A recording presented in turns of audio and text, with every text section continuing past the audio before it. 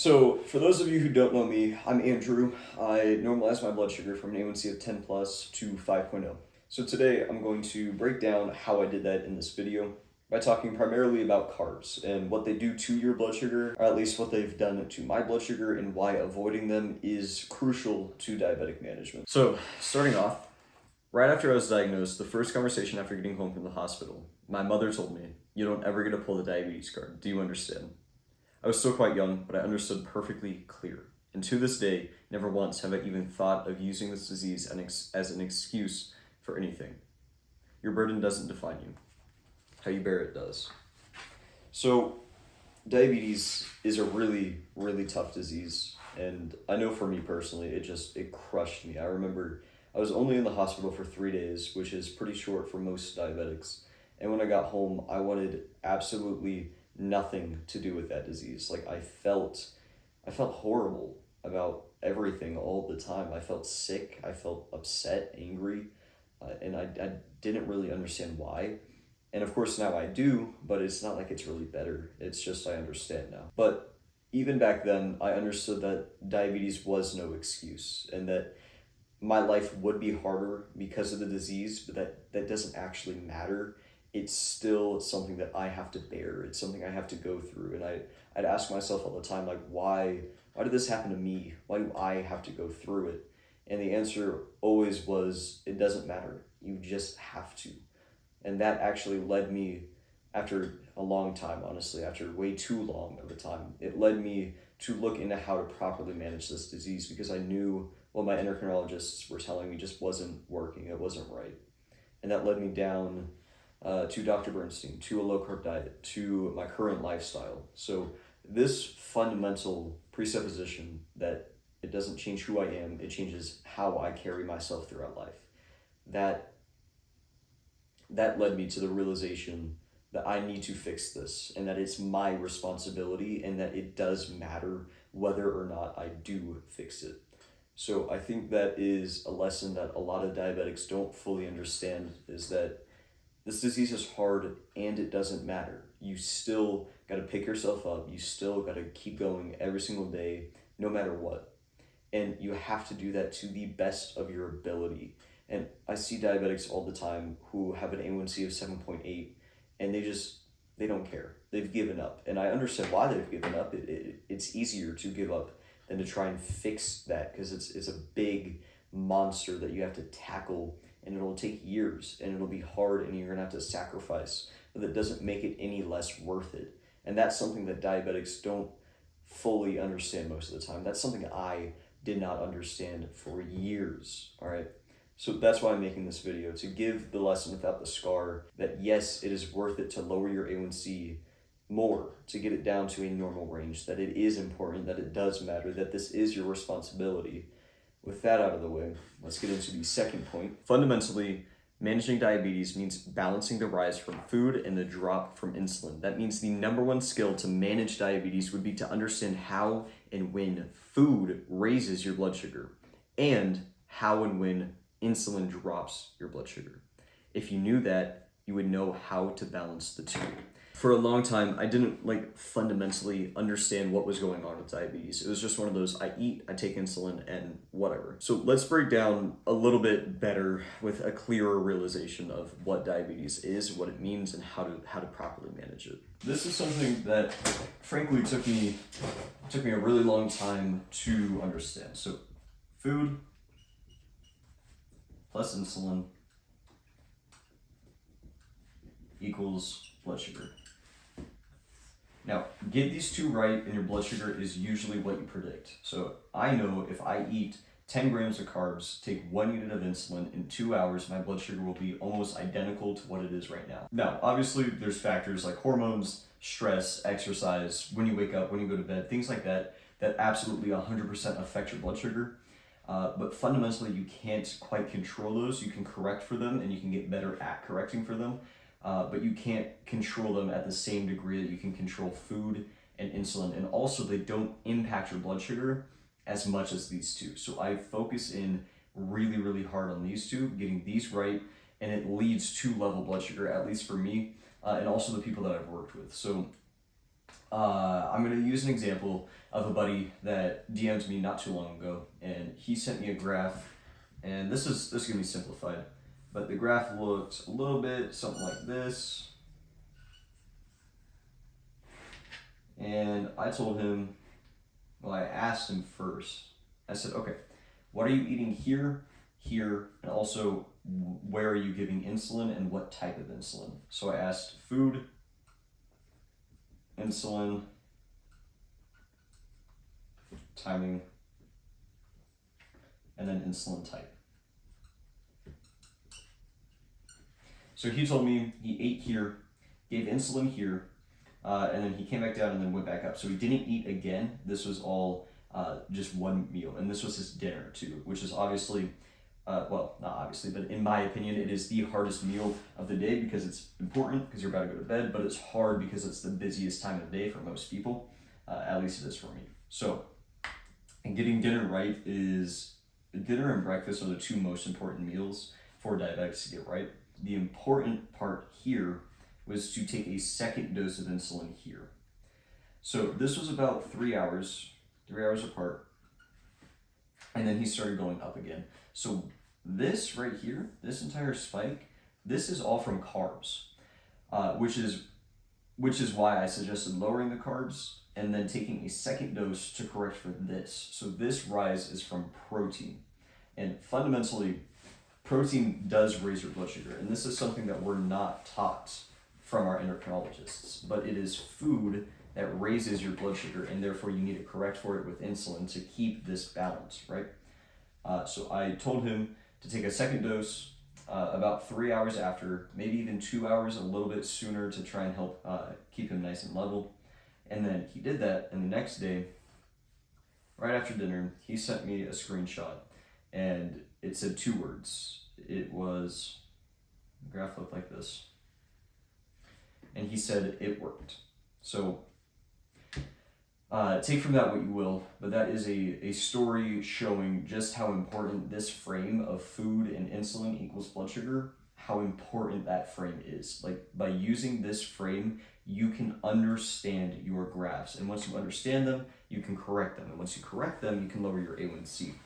So understanding just how true and accurate this statement right here is allows you to improve your blood sugar. And at least that's exactly what it did for me. Like, the second I realized that every spike and every trough was from either food or insulin, I basically normalized my blood sugars. That made me realize I needed to stop eating carbs as much, and it also allowed me to correct my insulin doses and get them perfect, right? So that is a fundamental part of my management. Net carbs or total carbs. Net carbs calculate all indigestible carbs out of the total, mainly sugar alcohols and fiber. Fiber isn't broken down at all, so there's no BG impact.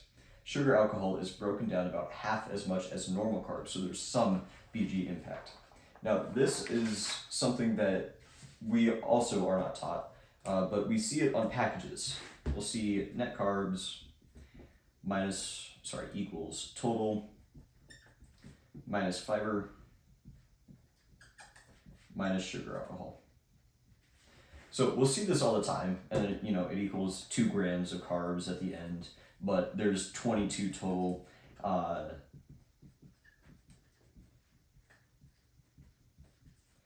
We'll see this, and people are kind of scared because that looks like a high total amount, but a low net. And people are like, well, which do you dose for? So I know I was confused by this for a very long time, and it was actually this year that I figured out the difference. So fiber cannot be digested by your body, which means it doesn't raise your blood sugar, which means if you have a package and it has, we'll say, 100 grams of carbs for the total, but 90 of them is fiber,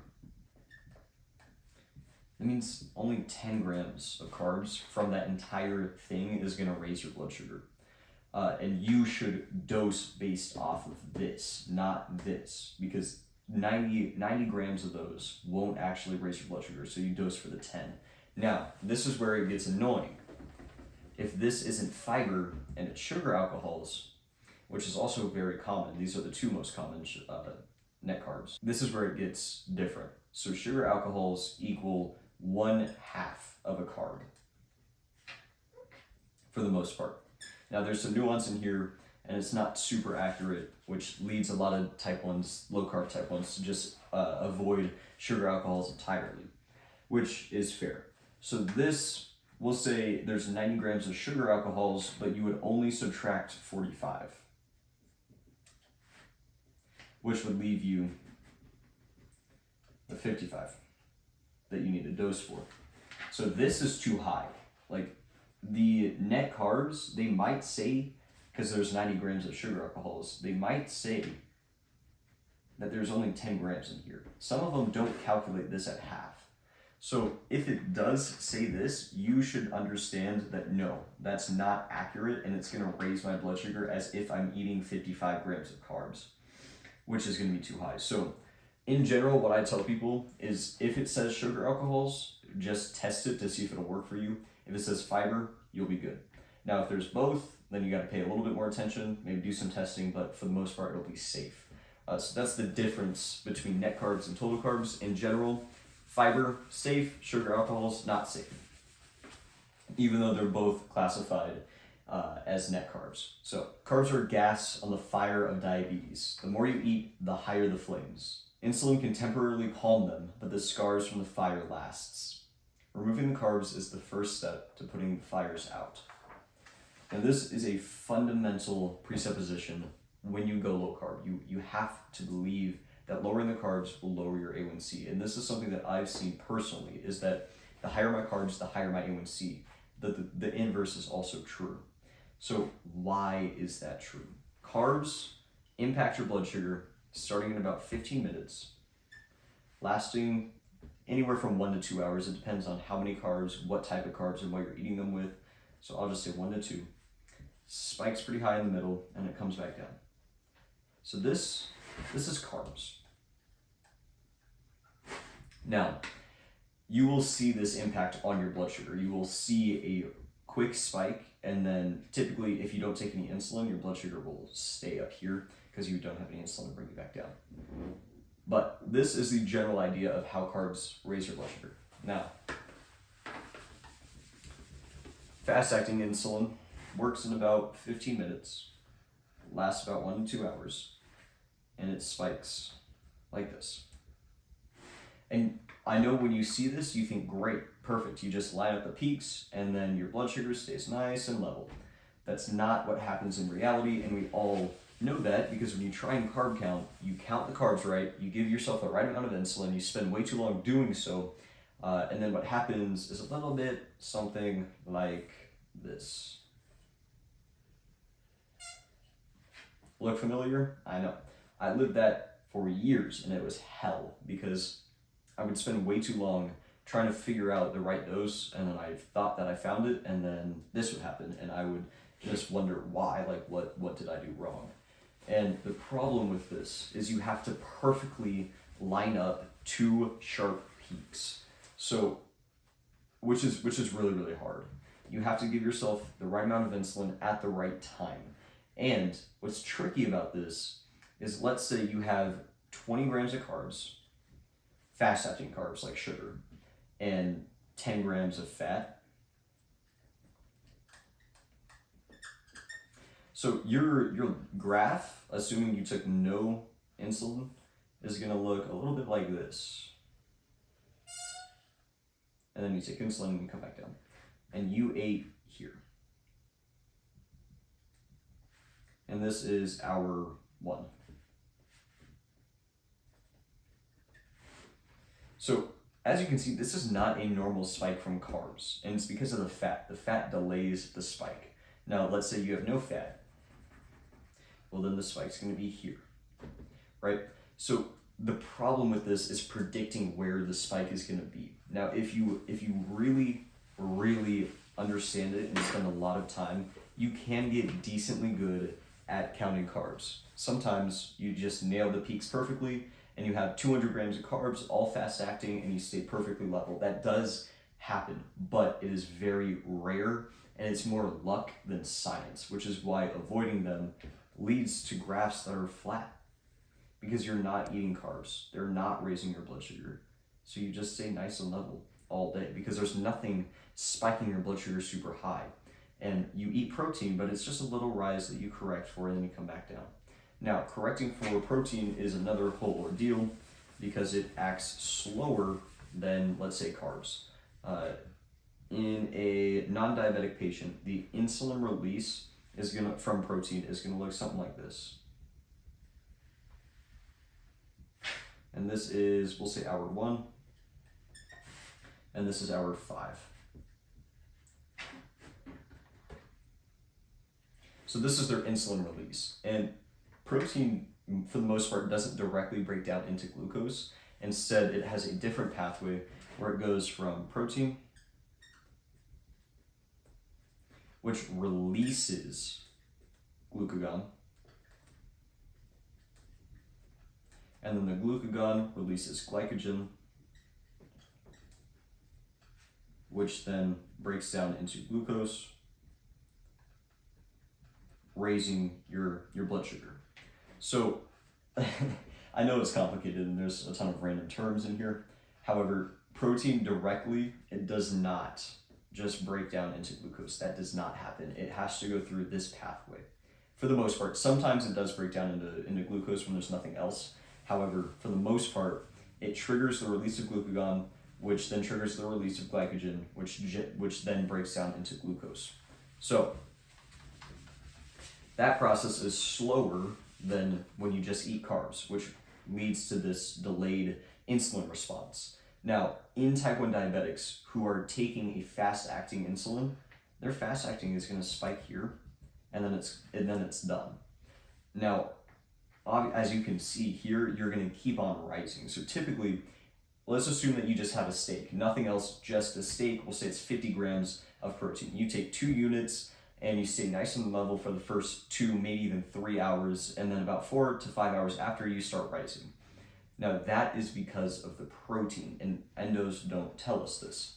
However, there's 2 things you can do. You can either, at around the 2 to 3 hour mark, you can take another dose of fast-acting, which will help cover.